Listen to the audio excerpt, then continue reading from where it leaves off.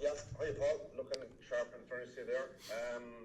Can I ask just about your reason and decision to get involved and how it all came about? You, Andy Farrell, chaps, and all of a sudden here you are at the Six Nations Championship club. Yeah, well, look, I'd be in contact with Andy. I was in the camp last year. I'd be in contact with Simon and a few of the other coaches as well. So Andy asked me after the Autumn Nations would I be interested in getting involved. I took a few weeks to think about it and decided it was the right thing for me to do. I feel I can offer value. I have an awful lot to learn, certainly as a coach, but I felt I could immediately offer value to the coaching staff and to the players. And it's a great opportunity. I think international coaching it's very different. You get that development opportunity, you get a chance to reflect, you get a chance to improve during the times where you're not coaching and you're not stuck in a tournament, but when you're in the middle of a tournament, it's full on. I suppose the big reason is, I felt I could offer value. I suppose my recent connection to playing is you could say it's a weakness, but I think it's a bit of a strength as well. You're still clued into what a player feels and how a player learns and how hard it can be to learn at times and to change a habit. So that was it. I mean, I was excited the minute he rang me, and I think he's got a really good environment here. The players enjoy it incredibly. They're very, I suppose, a very collaborative approach, which I would have seen when I was in with them last year and whenever I speak to the players, whenever I've met them. So it was a great environment to enjoy, to join, and the opportunity excited me.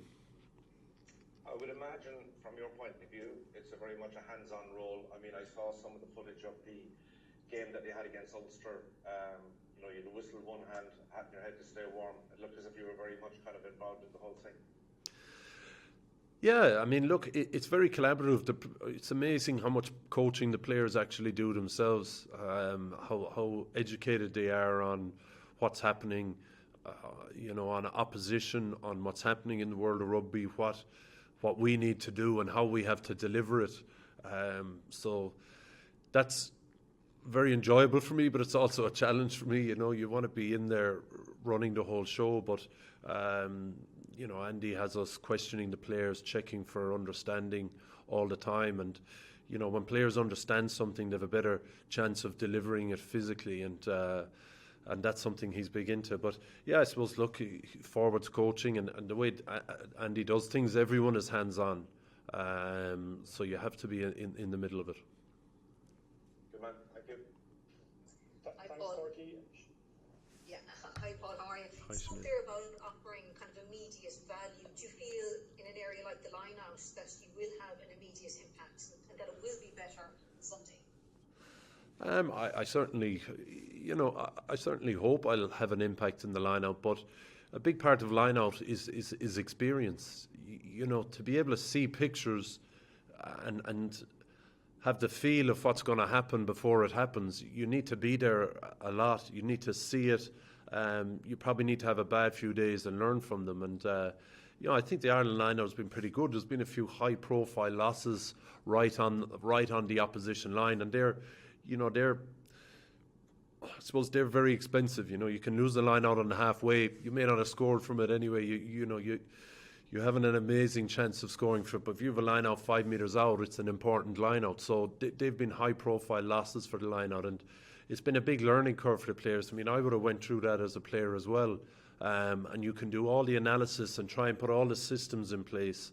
There is a feel to it, and there is a bit of experience allows you to see the pictures quickly. So that's important for the players. It's an area I have an interest in. I'm familiar with the system that we would use. It's evolved from when I played. But I suppose that there's a little bits and pieces in all the provinces that we steal and poach off each other. So I have a familiarity with the system. So yeah, it's I like to think I can offer value there. It takes a bit of pressure off Simon, obviously, as well. That was a big part for me to be able to come in and know there'd be a really good handover because he was moving to defence. And you have that, anything you do or you see that we've done in the past, you're able to find out the real reason it was done because Simon is beside you. So that makes the transition easier as well. And one of the aspects obviously is dealing with injuries. Obviously we got the news today about Quinn Rue and Caelan Doris. What kind of setback is that and how long will they be out for? I don't know how long they'll be out for. Caelan's obviously flagged concussion symptoms, so he's gone back to Leinster. He'll go through the procedures and protocols there and get checked. And Quinn has a neck injury, so he'll have to go back and get checked. There are two injuries you don't ever want to be messing around with. You have to be careful. So I'm not sure. We've no length of time on either of them, and it's frustrating for them and frustrating for us. Caelan's obviously a fantastic player. I would have worked with him in the under-20s. He was incredible, and he has that X factor, and you need those players in World Rugby now. Quinn, I played against Quinn towards the end of my time, and he was excellent. We had a laugh about my last game, I think against Connacht. I lost to him in the sports ground, and he was brilliant that day. And he's a big man. Great ideas in the line out, so well coached by Jimmy Duffy up in Connacht. So it's been disappointing not to have him in, or not to have him in now going forward. But we have no time frame on when they'll be back. Hi, Paul. It's Ruth Gorman here from UTB. Great to see you Hi. back. Thank you. I just wondered about Ian Henderson. What your plan is with working with Ian? We know how good he can be, but I suppose consistency's been a big issue there. Just what can you do to help Ian with that? Well, I think a big part of consistency is being injury-free. He's in a work rate position where the fitter you are, the more you can deliver. And he's been unlucky with injuries. He's obviously a big man. We don't breed them all as big as him. So he's really valuable for us. He's been really impressive since I've come in terms of his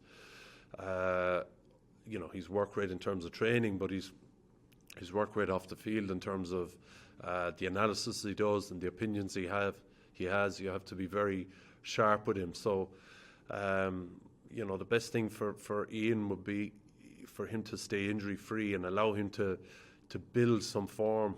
And that's a challenge for all players nowadays. But when I look back, some of the guys over the last few years, the guys that have been injury-free and have been able to accumulate the sharpness and the fitness required to be able to play relentlessly for 80 minutes, they're the consistent players.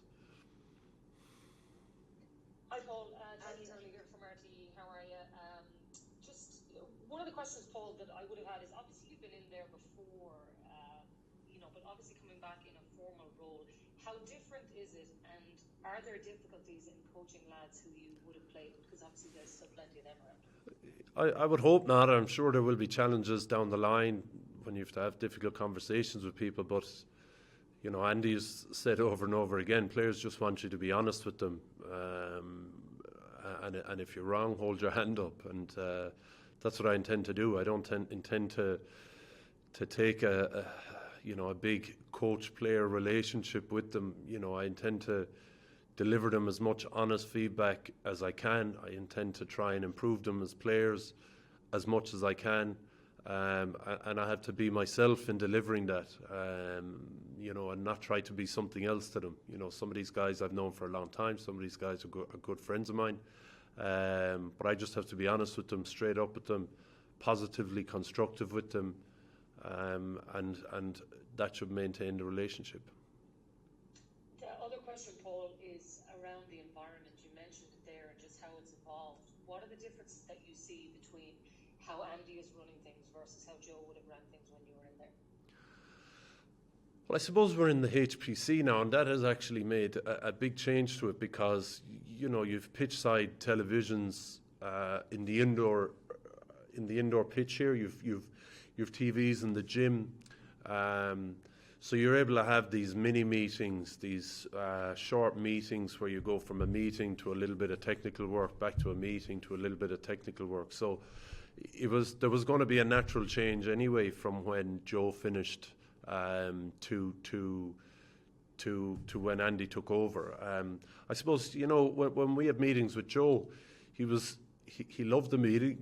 He was box office when he delivered, and he was always trying to keep everything under 30 minutes, so there wasn't a lot of questions. But I always enjoyed then debating things after the meeting with him, and I never felt like I couldn't question him or argue with him, and I loved his environment. And it's probably just similar here. It's probably shorter meetings because there's more time for questioning. And in fairness, the question that Tom O'Toole asks in a meeting today, and the answer he gets is probably a question that 7 or 8 people should be asking as well.